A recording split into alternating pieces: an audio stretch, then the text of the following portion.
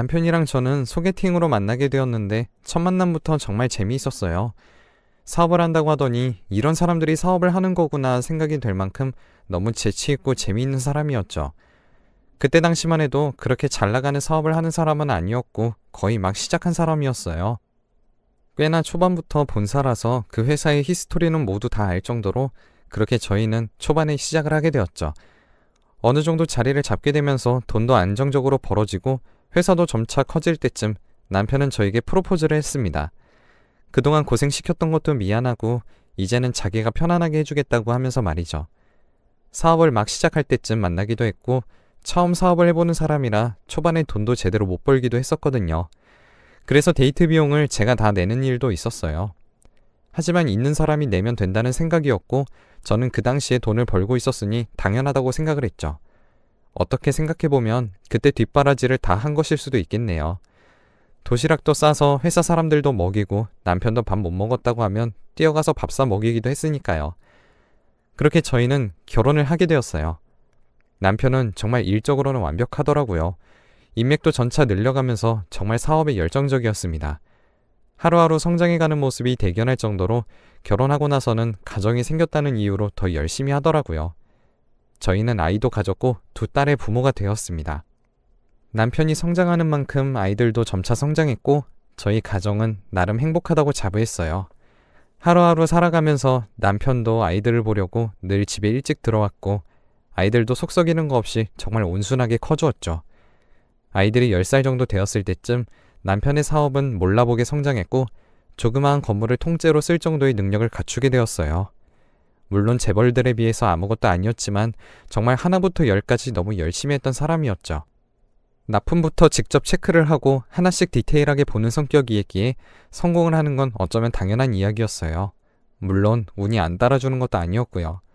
그런데 점차 회사가 성장하면 할수록 자연스럽게 남편이 늦게 들어오는 날들이 많아지고 회식도 하면서 술 취해서 들어오는 날도 많고 그렇더라고요.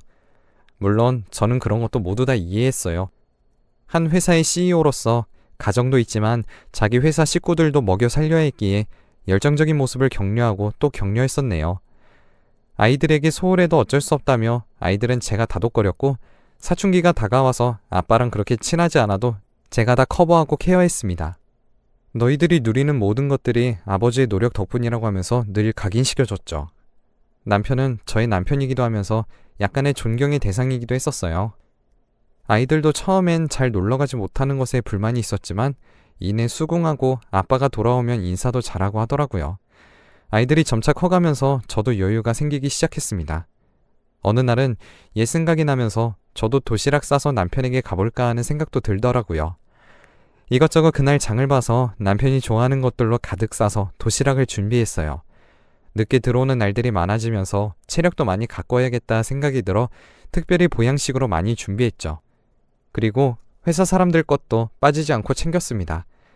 회사를 이사하고 가보긴 했었지만 도시락 들고 가는 건 처음이라 약간 긴장하기도 했었어요. 주차장에 차를 세우고 남편 차를 확인한 뒤 주섬주섬 챙겨 들고 엘리베이터를 탔어요. 엘리베이터를 타는 것만으로도 옛날 생각이 나서 설레더라고요. 그렇게 도착하고 비서님께 얘기하는데 비서님은 저를 보고 상당히 많이 놀래더라고요. 비서님의 도시락도 챙겨주면서 사장님 안에 계시죠? 했더니 안 계신다는 거예요. 주차장에 차 있는 거 보고 왔는데 하니까 잠시 피곤하셔서 근처 모텔에서 눈 좀 붙이고 오겠다고 했답니다. 안 그래도 며칠 못 들어와서 너무 걱정이 되던 참이었는데 잠이라도 자고 있다고 하니 괜히 깨우기 싫은 마음이었어요. 그래서 그냥 도시락만 건네주고 그날은 집에 돌아왔었네요. 밥 먹는 모습을 못 본 건 조금 아쉬웠지만 그래도 잠이 중요하니 그날은 그렇게 지나갔었어요. 다음날 일찍 들어온 남편을 보고 도시락 먹었냐고 물어보니 맛있었다고 자기 못 보고 가서 어떻게 하냐며 그렇게 또 이야기를 예쁘게 해주더라고요. 다음에는 꼭 연락하고 오라는 말에 알겠다고 했었습니다. 그날 남편이 좋아하는 장어를 듬뿍 만들어 주었고 맛있게 먹고 푹 잠드는 모습까지 지켜봤어요. 얼마나 피곤한지 그날 푹 자더라고요. 며칠 만에 보기도 했는데 그때 너무 피곤해 보여서 안쓰러웠습니다. 그날 이후 또 남편이 꽤 바빴어요. 결혼기념일이 한 달 남았을 때 남편에게 스쳐가듯 얘기했습니다. 그날 까먹지 말고 저녁에 밥 함께 하자고 말이죠. 그래도 제 얼굴 보면서 응 하고 대답을 하길래 기억하는 줄 알았어요. 그날 저는 남편이 어느 정도 마칠 시간에 남편의 회사로 찾아갔고 연락을 하게 되었죠. 전화가 되지 않아서 올라갔는데 비서님께서 남편이 또 자러 갔다고 이야기를 하시더라고요. 그러면서 자기가 연락하겠다고 하는 걸 말리며 제가 해보겠다고 했습니다. 그런데 전화를 몇 통을 해도 받지를 않더라고요. 비서분께서도 많이 당황하셨고 전 약간 화가 났어요. 그리고 결혼기념일인데 까먹고 이렇게 전화도 안 받으니 살짝 열이 받더라고요. 그런데 얼마 지나지 않아서 불이 나게 뛰어오는 모습을 봤습니다. 전화도 안 받더니 여긴 어떻게 왔어? 하고 물어보니 비서님께서 문자했던 걸 보고 전화 걸 틈도 없이 달려왔다고 합니다. 기다린 지는 한 10분 정도 된 것 같은데 정말 근처에 있었던 모양이더라고요. 미안하다고 하면서 웃으면서 어서 나가자고 하더라고요. 방금 나온 것 같은 엉망이 된 옷을 조금 만져주고 그렇게 저희는 회사를 나왔어요. 그날 저녁 맛있게 먹으며 축하하고 약간 섭섭했다고 하는 투정도 부렸었네요. 간만에 분위기 좀 내자며 저희는 호텔로 향했고 남편이 먼저 씻었습니다. 그런데 남편의 핸드폰으로 자꾸 연락이 오더라고요. 자꾸 울리는 진동에 가서 보니까 905라고 하는 이름이 자꾸 연락이 왔었습니다. 그리고 얼마 지나지 않아서 508도 연락이 오더라고요. 거래처인가 싶어서 제가 받는 건 아닌 것 같아 그냥 뒀어요. 메시지도 보이지 않아서 급한지 아닌지 알 수도 없었고 그저 남편이 씻고 있는 욕실에 대고 여보 905랑 508 계속 연락 와 이 말만 했었습니다. 그랬더니 남편이 급하게 수건만 두르고 부랴부랴 나오더라고요. 물도 제대로 안 털었던 손으로 핸드폰을 보면서 거래처라서 확인해야 한다며 이야기를 했었습니다. 무슨 번호를 그렇게 저장하냐고 했더니 자신의 파일 목록에 저장해둔 걸로 그대로 저장해놨다고 합니다. 남편이 꽤나 단순한 편이었거든요. 그렇게 확인하고 답장도 보낸 뒤 남편은 핸드폰을 아예 꺼버리더라고요. 아까 얘기한 거 계속 되풀이하는 중이라며 오케이 했는데도 계속 한잔하자고 연락이 온다며 오늘은 저와 함께 시간을 보내고 싶다고 하고는 전화를 꺼버렸습니다. 저도 물론 방해받고 싶지 않았기에 마저 씻고 나오라고 했었고요. 그날 저희는 나름 즐거운 밤을 보낸 뒤 그렇게 또 일상으로 돌아왔습니다. 부부의 특별한 날이니 그날만큼은 방해받지 않고 그렇게 보냈었네요. 다음 날부터 또 바쁘긴 했지만 그래도 그날 잘 보냈다는 게 마음이 참 좋았네요. 그리고 어느 날 남편이 출근을 하며 핸드폰을 두고 간 날이 있었어요. 진동이 울리는 소리에 제 핸드폰을 찾았는데 제 핸드폰이 아니더라고요. 진동이 울리는 걸 찾으니 이번에도 거래처 301이 연락이 오고 있었습니다. 급한 전화일 수도 있겠다 싶어서 받을까 말까 상당히 고민하다가 결국 받았어요. 폰 주인은 남자인데 여자가 받으니 살짝 당황스러웠는지 힉 하는 숨소리가 들리더라고요. 여성분 같았는데 제가 받으니 당황했던지 전화를 바로 끊어버리더라고요. 그리고 바로 그 순간 현관문이 열리는 소리와 함께 남편이 들어왔고 남편은 핸드폰을 받아서 다녀올게 소리만 남기고 빠르게 나갔습니다. 301이 연락 왔었다는 소리도 못한 채로요. 사실 여자라면 이 상황에서 어느 정도 눈치를 채실 분들도 있겠지만 저는 이때 정말 바보같이 예상하지 못했어요. 저에게 닥칠 불행들을요. 이때까지만 해도 내가 눈치를 챘다면 그렇게 충격을 받지 않았을 게 아닌가 싶은데 저는 어떻게 생각해보면 남편을 너무 믿었던 것 같더라고요. 그날이 아직도 기억이 나네요. 제가 볼 일이 생겨서 나갔다가 아는 언니가 갑자기 급한 일이 생겼다고 해서 점심 약속이 펑크 났던 날이었어요. 아침에 오늘 일정이 그렇게 빠듯하지 않다는 이야기를 들은 것 같아서 남편과 점심이나 먹자고 싶은 마음으로 남편의 회사로 향하게 되었죠. 주차장에 차를 세우고 나가려는데 제 앞에서 전화를 잡고 웃으면서 나가고 있는 남편이 보이더라고요. 거리가 조금 있어서 소리치기도 그랬고 일단 전화를 걸어봤습니다. 통화 중에도 메시지는 뜨니까 보겠지 싶었거든요. 그런데 전화를 받으면서 제 메시지가 울리자마자 한번 힐끗 보고는 무시하고 그대로 전화를 받으며 나가버리더라고요. 섭섭한 마음에 얼른 차에서 나와서 잡으려고 하는데 걸음이 얼마나 빨랐던지 남편은 이미 저 앞에 가고 있더라고요. 남편이 향한 곳은 바로 앞 건물의 오피스텔이었어요. 정말 몇 걸음 되지도 않는 곳이었는데 그곳으로 들어갔습니다. 쉰다고 하면 모텔 같은 곳을 간다고 했었는데 웬 오피스텔인가 싶더라고요. 잠시 쉬기 위해서 오피스텔을 아예 구했나 싶은 생각이 들었습니다. 그렇게 저는 남편의 뒤를 따라갔죠. 이미 남편은 엘리베이터를 타고 위로 올라가 버린 뒤더라고요. 엘리베이터는 9층에 섰는데 그때 무슨 생각이었던지 숫자가 떠올랐어요. 바로 905. 호텔에 갔을 때 처음으로 남편의 핸드폰에서 울렸던 숫자였어요. 정말 혹시나 하는 마음이었습니다. 그렇게 저는 9층으로 향했고 홀린 듯이 905호의 앞에 섰습니다. 손이 부들부들 떨리더라고요. 제발 아니라는 마음 하나로 배를 누를까 말까 엄청 고민을 했어요. 거의 앞에서 10분 정도 손을 벌벌 떨며 그렇게 있었던 것 같습니다. 손을 떨다가 초인종 앞에 있는 벨이 무작정 눌러지더라고요. 그런데 그 소리와 함께 안쪽에서 우당탕탕 하는 소리가 들렸습니다. 바로 그때 순간 저도 약간 눈이 돌았던 것 같아요. 아무 생각도 하지 못했고 단순한 남편이 떠올라 저는 비밀번호를 눌렀습니다. 저희 집 비밀번호요. 그것도 그 비밀번호는 저와 제 남편의 생일을 조합해서 만든 번호였어요. 야속하게도 문이 열리더라고요. 열리면서 누군가 문고리를 잡는 힘까지 느껴졌습니다. 그때 무슨 힘이었던지 저는 두 손으로 온 힘을 다해 문고리를 바로 잡아당겼어요. 잡아당기는 동시에 낚시하듯 남편이 딸려오더라고요. 그렇게 눈을 마주쳤는데 그 표정은 정말 잊을 수 없습니다. 저도 모르게 핸드폰을 잡고 카메라를 켰고 그렇게 남편을 찍었습니다. 남편도 처음에는 멍하게 있다가 제 핸드폰을 뺏으려고 이리저리 손짓을 하더라고요. 무슨 힘이었던지 그런 남편을 뿌리치고 저는 바로 안으로 들어갔습니다. 글을 적으며 그 당시를 회상하니 정말 지금도 괴롭긴 하네요.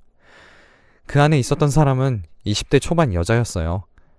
저는 눈물이 나는 것도 모르고 그 떨리는 손으로 그렇게 카메라부터 들었어요. 내가 손해보는 건 없어야 하니까요.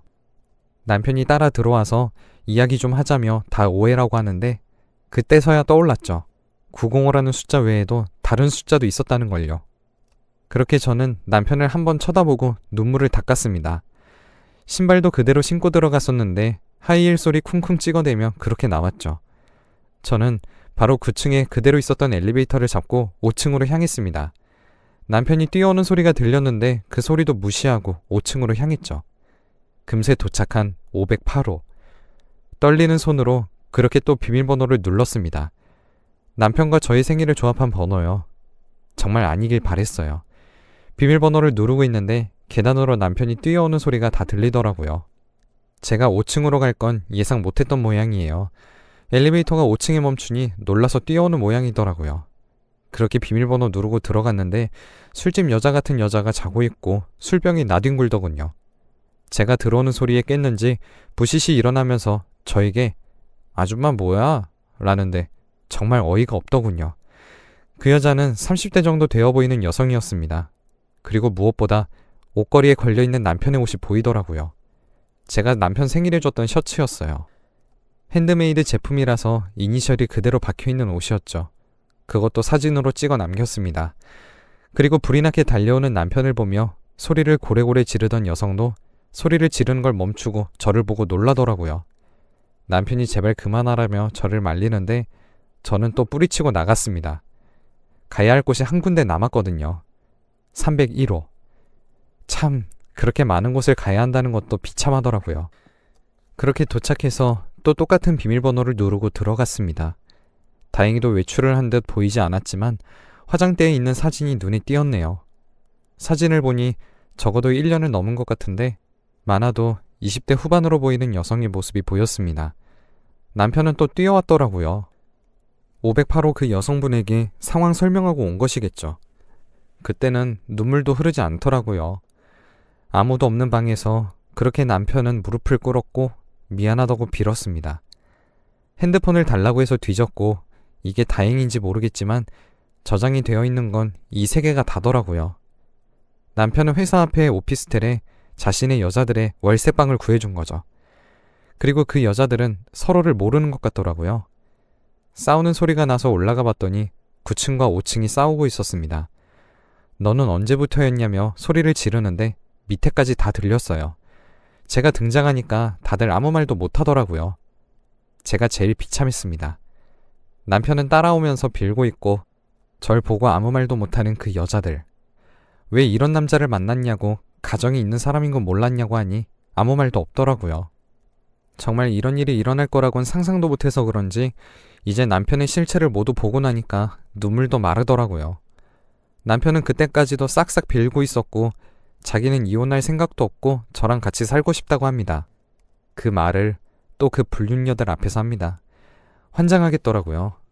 돈도 벌고 하니 자기가 미쳤다고 하면서 싹싹 빕니다. 그러면 나도 이렇게 해도 되냐니까 그건 또 안 된답니다. 같이 살아줄 테니까 당신 돈으로 나도 다른 남자 만나도 되냐니까 아이의 엄마가 그러는 거 아니랍니다.